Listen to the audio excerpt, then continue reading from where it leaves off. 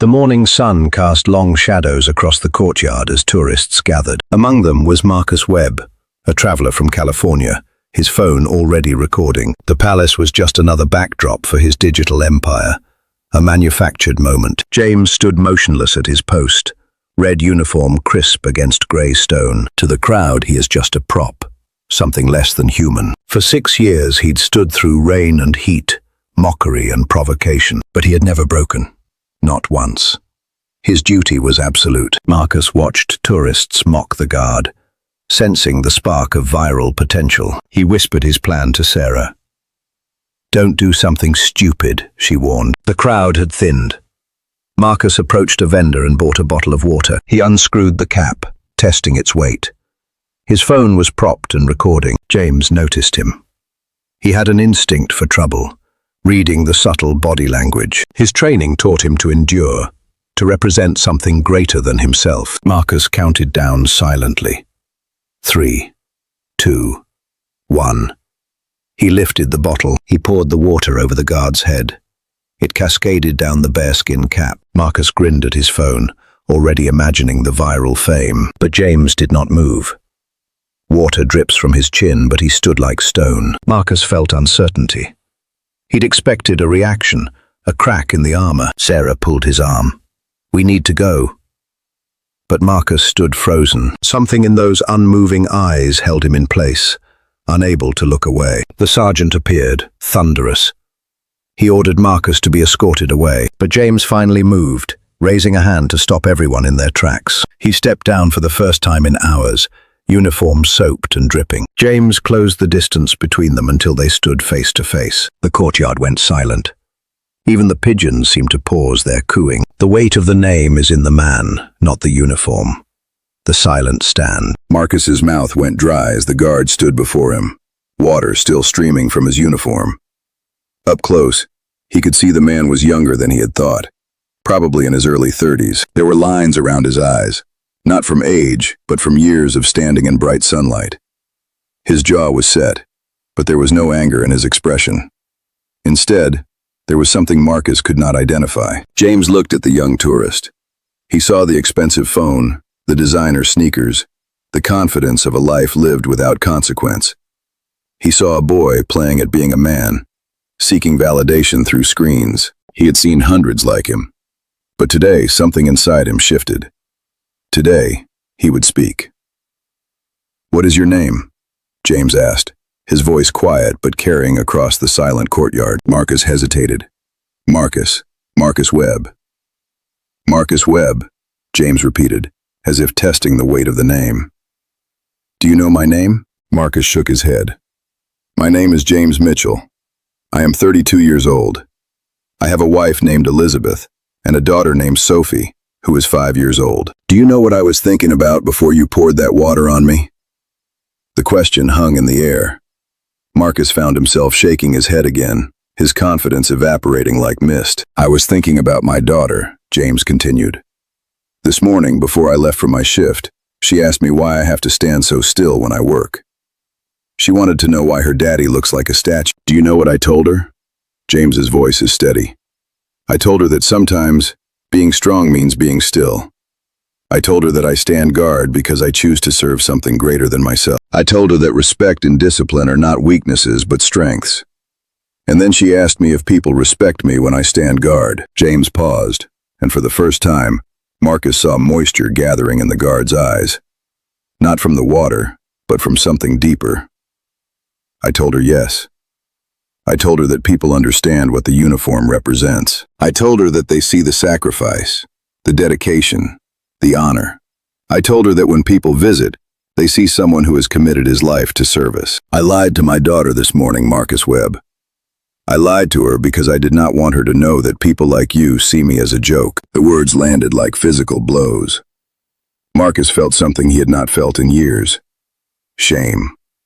Real, burning shame that could not be filtered or edited or deleted. Sarah had tears running down her face. Several tourists in the crowd were crying openly. An elderly woman near the front covered her mouth with her hand, her eyes wide with emotion. "You wanted a reaction. You wanted content for your audience. So let me give you content. Let me tell you who I am. The silence that followed was louder than any roar. James stood straighter somehow, as if the water had washed away a barrier between his duty and his humanity. The crowd leaned in, drawn by his quiet intensity. "I grew up in Ashford," James began. "My father was a factory worker. My mother cleaned houses. We had little, but we had respect for dignity. When I was 17, my father lost his arm in a machine malfunction. The company let him go. He was no longer useful to them. I watched him struggle to find purpose, sitting at our table, staring at his hand, wondering what he was worth. I joined the Guard at 21, not for glory, but to be part of something that stood for honor and service. My father came to my passing out ceremony in his best suit, telling me that standing for something mattered more than any job. He died 3 years ago.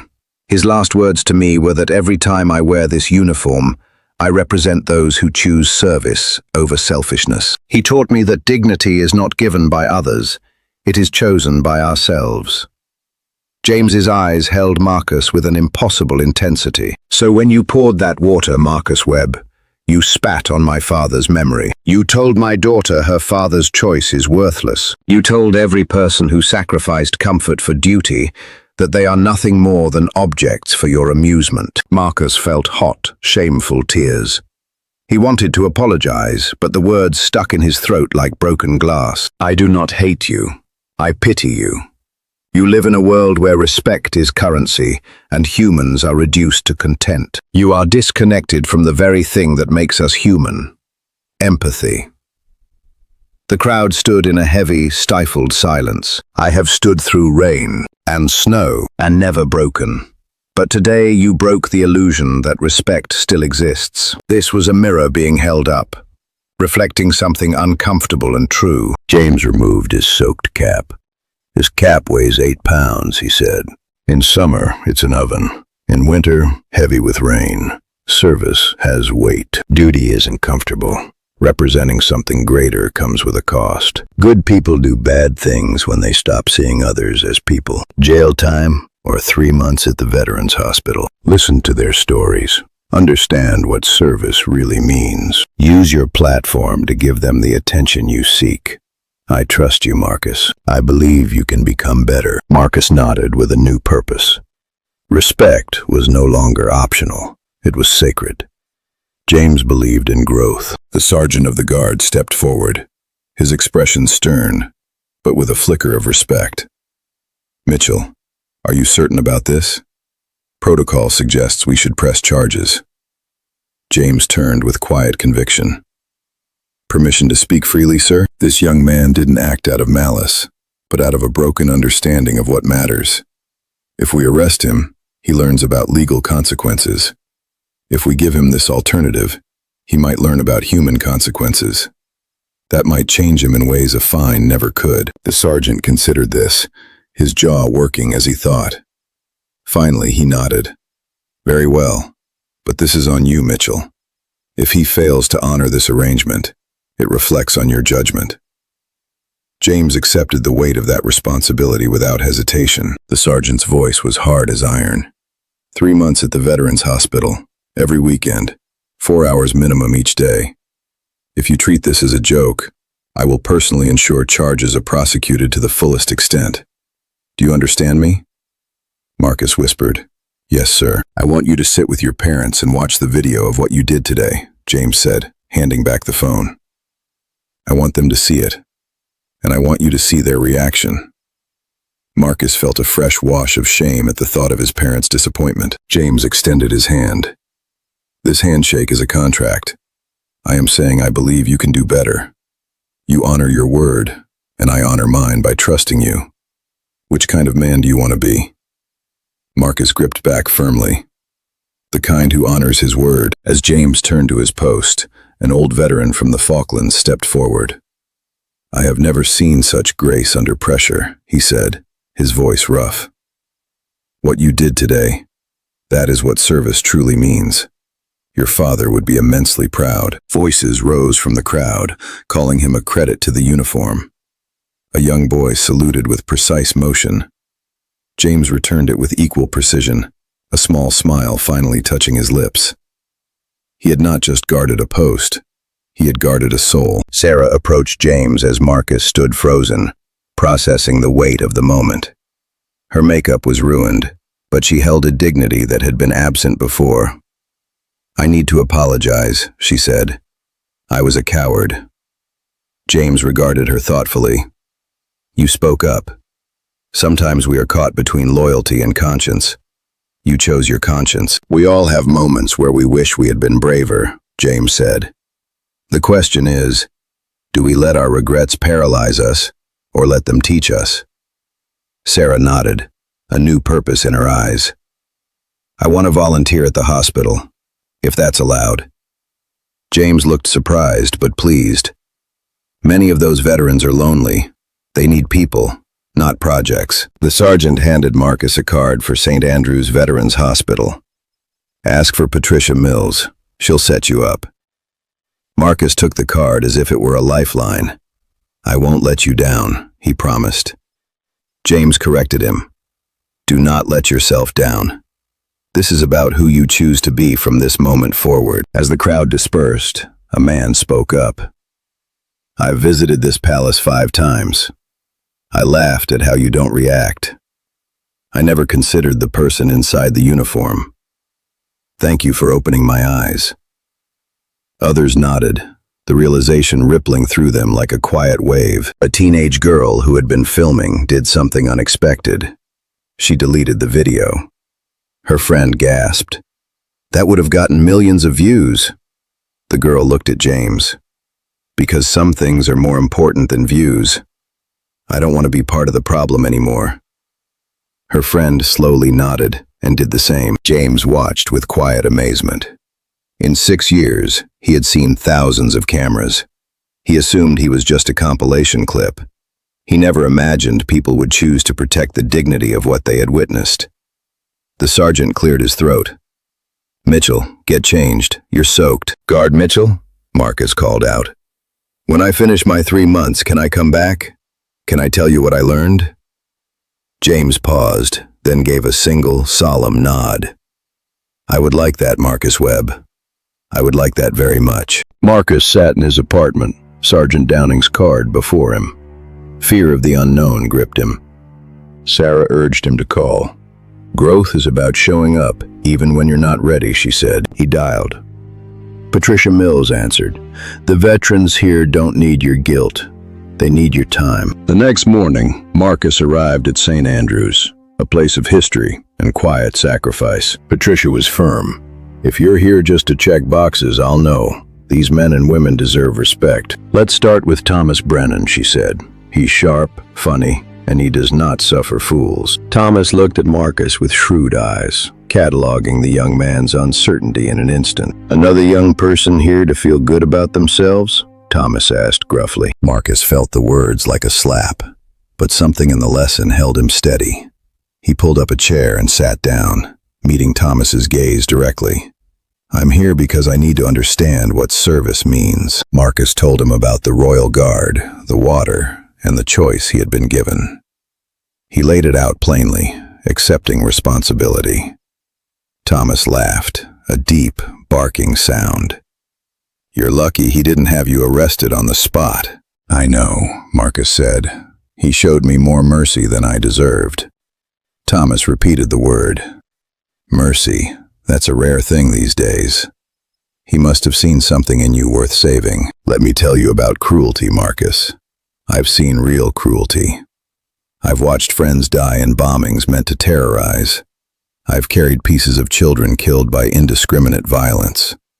That's cruelty with hatred behind it. What you did was thoughtless, disrespectful, absolutely. But it came from ignorance, not evil. And ignorance can be cured with education and experience. Evil rarely can." "Car bomb in Belfast, 1987, Thomas said, gesturing to his missing leg. "I was 29, a baby girl on the way. We were doing routine patrol when the world exploded. 3 of my mates died instantly. I lost my leg and my hearing in this ear, spent a year learning to walk again. My daughter was born while I was still in recovery. I missed her first steps because I was learning my own. You can't imagine, Thomas agreed. But you can listen. You can bear witness. That's what most of us want. Not pity, just acknowledgement. We served. We sacrificed. We existed beyond the headlines. For hours, Thomas talked about the friends he'd lost, the missions that haunted him, and the moments of kindness in the middle of conflict. He talked about his wife, who had left a hole in his world nothing could fill. Marcus listened without thinking about anything except the man in front of him. In that listening, something shifted.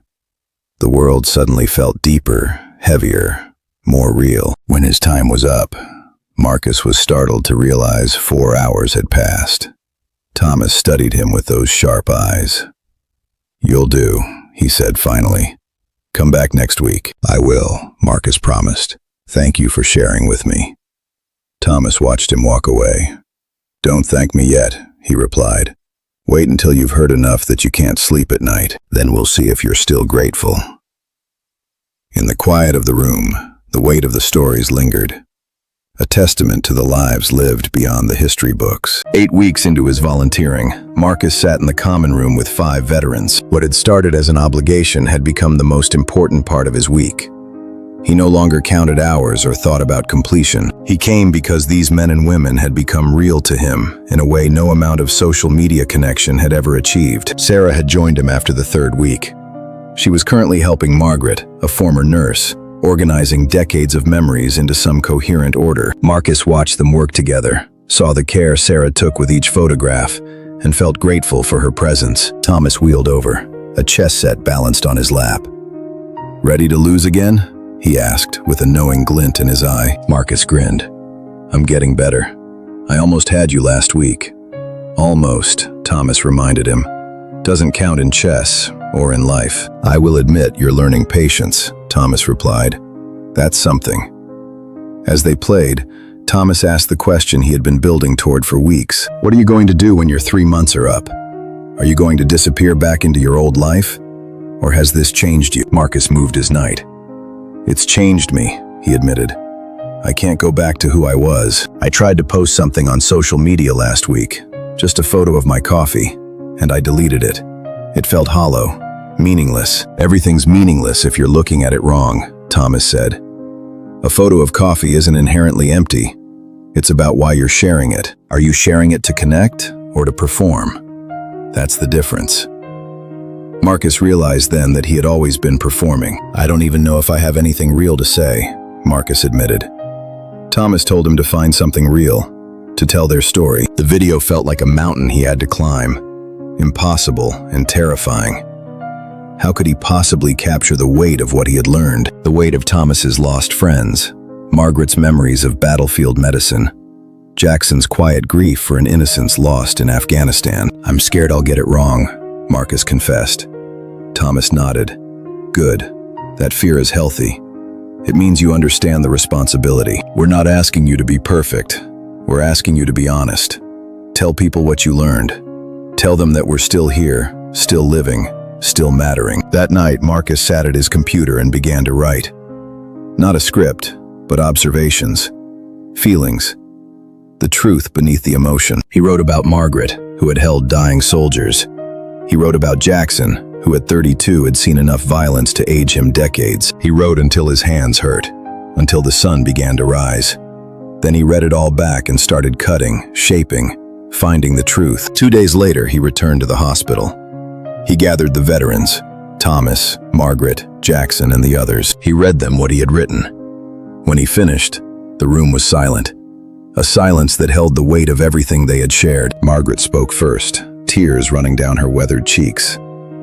"You hurt us," she whispered. "Really hurt us. That's all we've ever wanted." In that moment, Marcus realized the video wasn't content. It was a bridge. The truth wasn't about the shot. It was about the soul behind it. The day Marcus's 3 months ended, he returned to the palace.